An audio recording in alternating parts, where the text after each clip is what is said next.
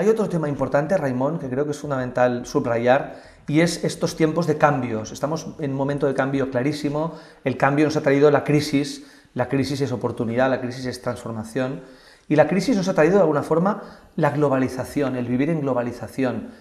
Pero así como la crisis pasará, no sabemos cuándo, pero pasará, la globalización ha venido para quedarse.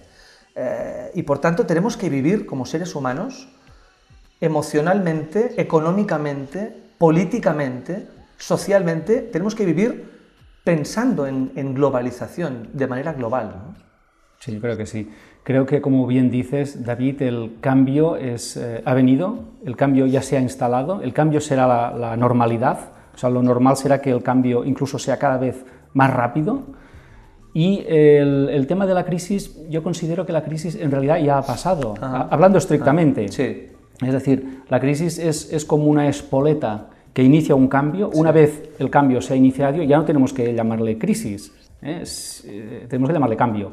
Entonces, yo creo que estamos viendo un momento en que la persona promedio ahora mismo no tiene, sinceramente, ni idea de lo mucho que va a cambiar su vida en los próximos años. Y es un cambio constante, como tú dices, ¿no? Entonces, es como que lo único constante será el cambio. Exacto. O sea, no habrá nada quieto, todo se moverá y lo habitual será el movimiento. Exacto. O sea, que la gente que quiera conceptos como tranquilidad, como seguridad, conceptos de estabilidad, son conceptos en blanco y negro, son de otra época, ¿no? Son del siglo pasado. Tendrá que hacer un viaje al tiempo e irse al siglo pasado. En este siglo, en el XXI, eso ya no existe, no va a existir más, y lo que tenemos que hacer es adaptarnos a ello, y no solamente adaptarnos a ello, sino además amarlo, es decir, disfrutarlo, amarlo y apasionarnos por estos tiempos que yo creo que son los mejores que ha vivido la humanidad. Los más apasionantes. Los más apasionantes, porque todos estos cambios finalmente nos llevan a hacer un gran cambio de conciencia, no solamente un cambio de hábitos o de comportamientos o de mentalidad.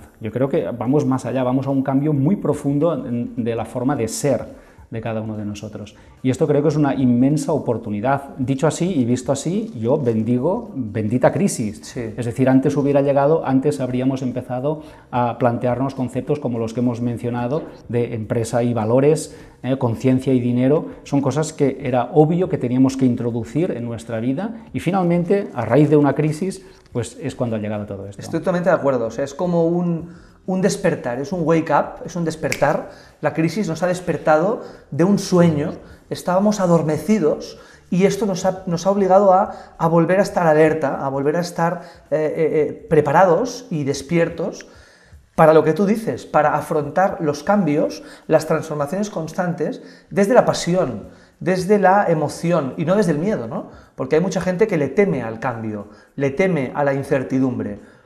A mí personalmente, la incertidumbre, te puedo decir que me emociona, a mí la incertidumbre casi que me excita, porque me excita lo nuevo que está por pasar.